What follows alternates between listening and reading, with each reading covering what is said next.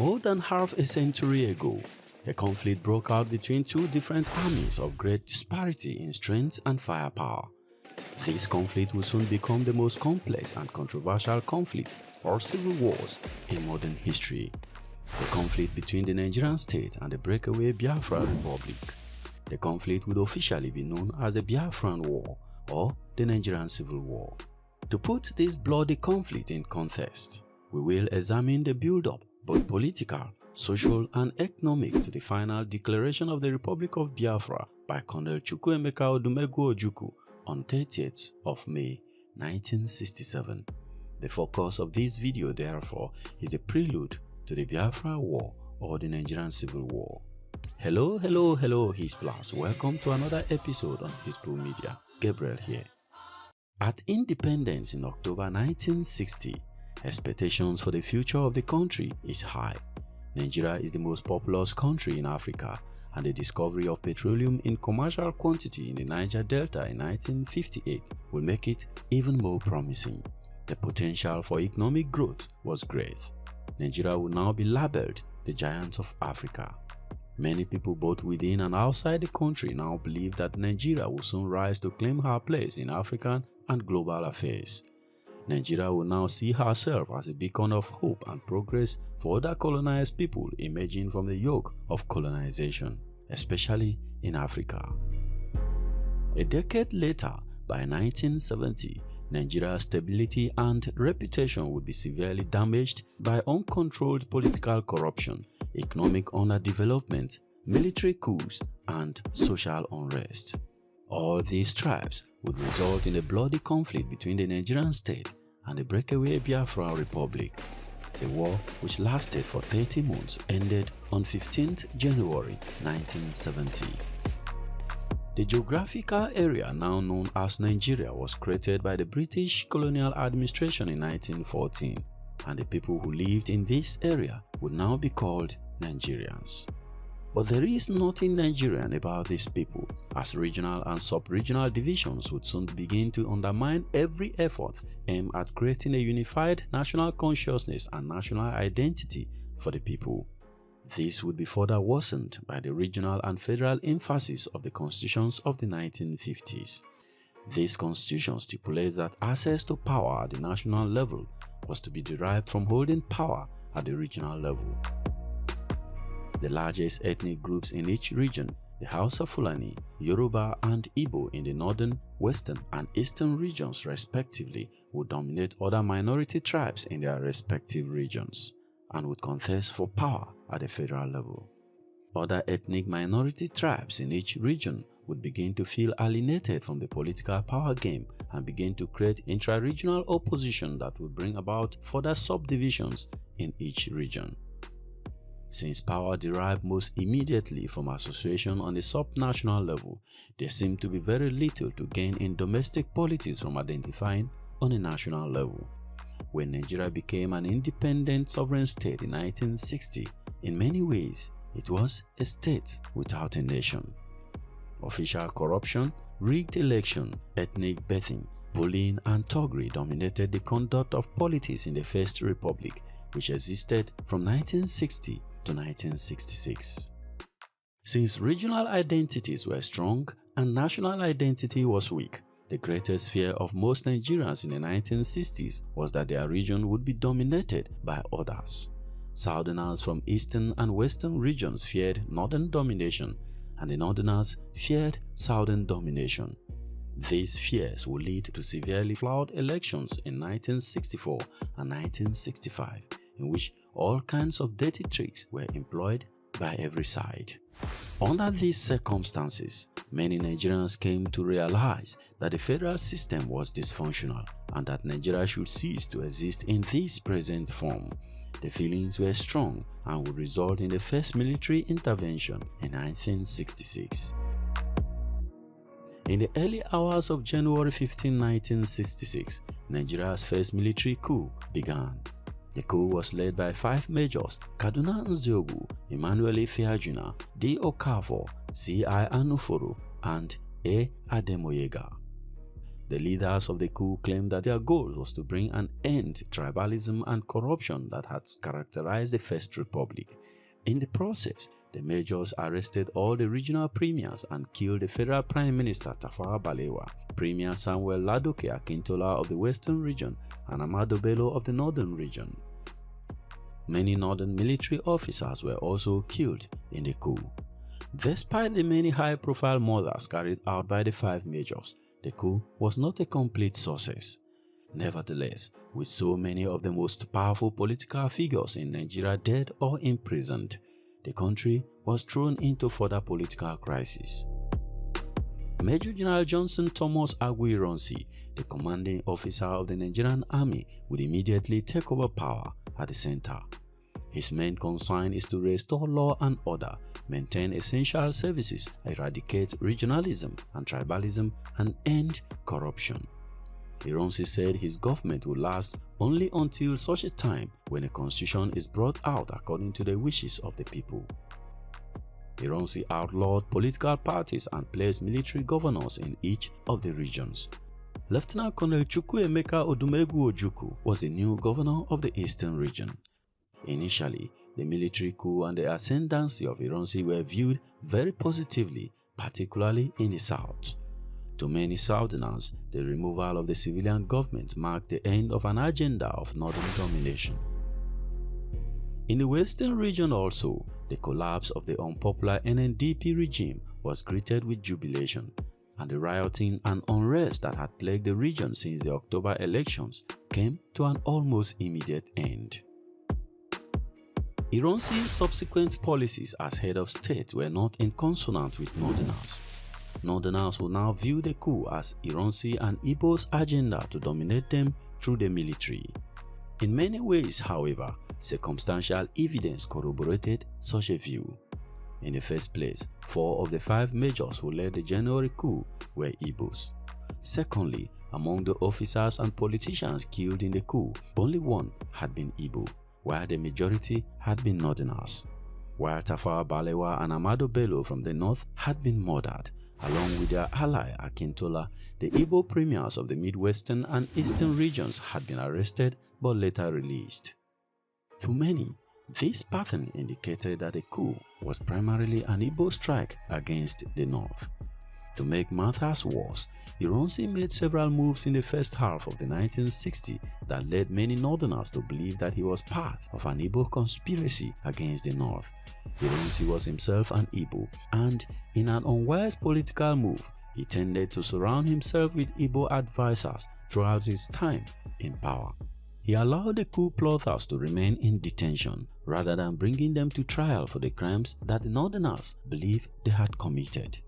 He has also been accused of accelerating the promotion of Igbo officers in the military, counter to the dictate of the quota system. The most damning evidence against Ironsi in the eyes of Northerners, however, came in the form of Decree No. 34 of May 24, 1966, in which he officially abolished the federal system and replaced it with a unitary system. The regional structure of Nigeria ceases to exist and was replaced by a group of provinces. In the same vein, both the military and the civil service, which had previously been administered regionally, will now be integrated and administered from the center. To Northerners, though, this was Igbo domination in practice. The North will now face the prospect of being occupied by Southern military officers and being administered by Southern civil servants. Northerners now lacked the safeguards placed in the federal system that made sure that Northerners were involved in governance to an extent commensurate with their population. Not willing to let their position slip any further, on July 29, 1966, a group of Northern Non-Commissioned officers, along with their junior officers, carried out a counter-coup, capturing and killing Ironsi and his friend Adekunle Fajuyi in Ibadan. For 3 days, the country was without a leader until the leading northern officers selected 31-year-old Lieutenant Colonel Yakubu Gowon as Supreme Commander of the Armed Forces and the new head of states. Gowon would immediately announce the repeal of Decree No. 34, indicating that Nigeria was committed to unity within a federal structure with respect for regional differences. When Gowon was selected, Ojukwu had refused to recognize him as a legitimate head of state. Gowon was to find reconciliation with Lieutenant Colonel Ojukwu, the Igbo military governor of the eastern region, who had many grave reservations about the legitimacy of the counter-coup, difficult. In the first place, Ojukwu did not believe that Gowon was qualified to be supreme commander of the armed forces. Several officers with higher rank and more experience than Gowon still exist, and Ojukwu argued that any of these officers had a greater claim to the title of supreme commanders than Gowon. For him, Gowon was a usurper. A far more pressing issue, however, was the safety of Igbos in Nigeria and the ability or willingness of the military government to protect them. Between May, when Ironsi had abolished the federal structure, and September 1966, continuous violence had been directed at Igbos and other Easterners living in the north. As part of massacres, many conducted by northern soldiers took the life of between 80,000 and 100,000 Easterners during this period. These massacres sparked revenge killing of northerners resident in the eastern region. With this event, Ojukwu would now question the safety of Igbos in the federal Nigeria.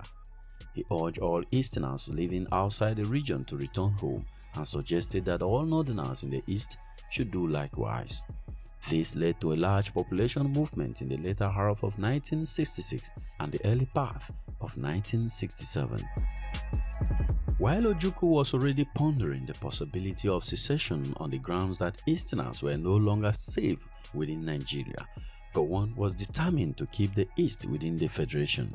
A series of meetings between Gowon and Ojukwu took place in Aburi in Ghana on January 4th and 5th, 1967.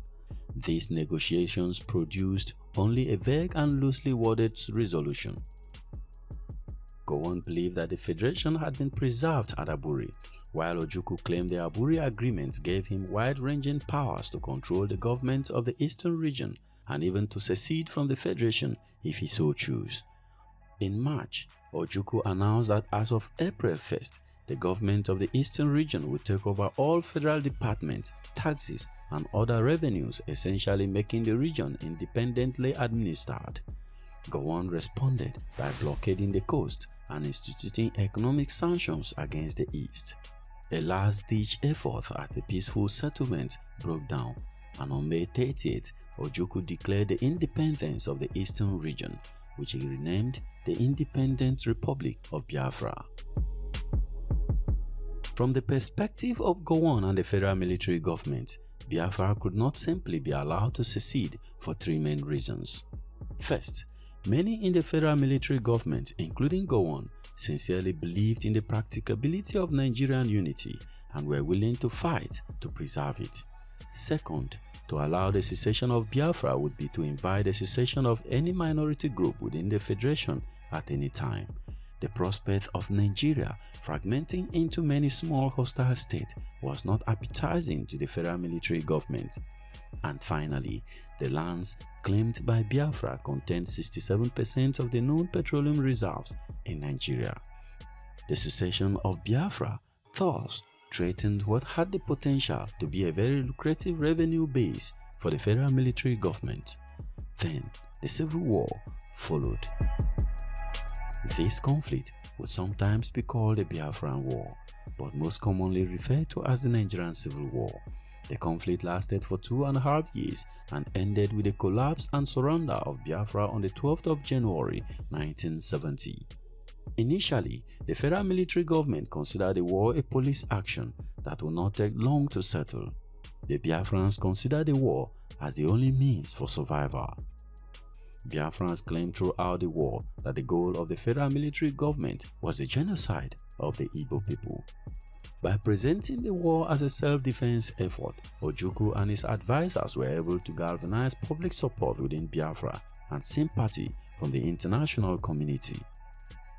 In some ways, the actions of the federal military government to preserve the Nigerian Federation seemed to support Biafra's interpretation that the main goal of the federal military government was the eradication of the Igbo. Gowon's war strategy focused on the isolation of Igbo territory and the impoverishment of Biafra. Immediately after Ojukwu declared the independence of Biafra, Gowon declared a state of emergency in Nigeria and announced the creation of new states. The 3 regions and the Federal Capital Territory of Lagos were carved up into 12 new states, 3 of which were created in the former Eastern region. Consequently, minority groups that had been clamoring for new states even before independence were appeased. The creation of these states within Biafra was symbolic because it weakened support for the Biafran government among non-Igbo citizens. These minority people within the former Eastern region would now view the creation of states as an indication that the federal military government was acting in their interest. While the creation of new state was designed to isolate the Igbo and make political matters more difficult for the Biafran government, Gowon undertook measures to dampen the Biafran economy as well. The blockade of the coast continued, and the military cordon surrounding the country made it difficult for Biafra to ship food and other items into or out of the country. Although the federal military government did allow regular shipment of relief goods carried by humanitarian organizations, the overall effect of the embargo was detrimental. In January 1968, Gowon announced that the Nigerian currency would be changed.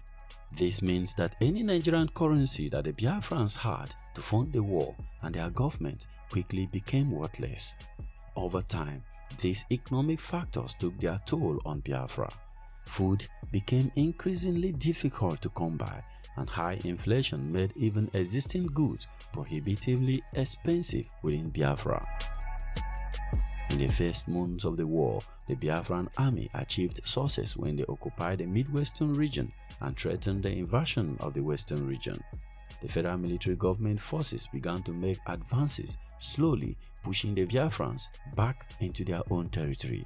Federal troops quickly pushed the Biafran army out of the Midwestern region, occupied Enugu, Biafra's first capital, on October 4, 1967, and by October 18, Calabar would equally fall. It seemed that the war would end with a swift federal victory, but the Biafran Igbos refused to surrender so easily. The capital was moved south to Umuahia, and the fighting decreased in intensity for some time. Part of the reason for this was Gowon's hope that his policies of economic strangulation and political favoritism of the minority groups would lead to a spontaneous uprising within Biafra. But this would prove to be a mistake. Malnourishment and starvation increased rapidly within Biafra, allowing Ojukwu and other Biafran leaders to exploit Gowon's policies as proof of a genocidal conspiracy against the Igbos. There was massive propaganda aimed at promoting the Biafran cause and the allegations of genocide.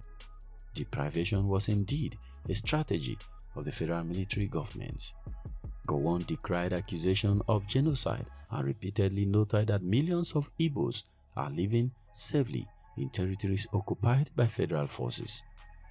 Nevertheless, the propaganda produced by Biafra helped to galvanize feelings against the federal military government among Biafran Igbos and earned sympathy for Biafra from many international sources.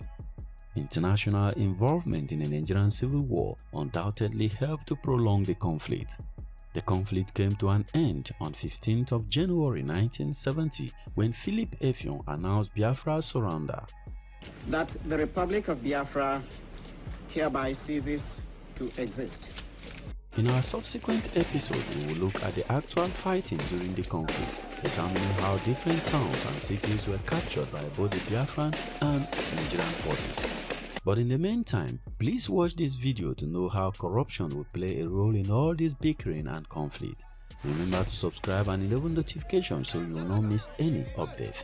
Smash the like button on this video and leave a comment as well. Thank you very much for watching. Peace.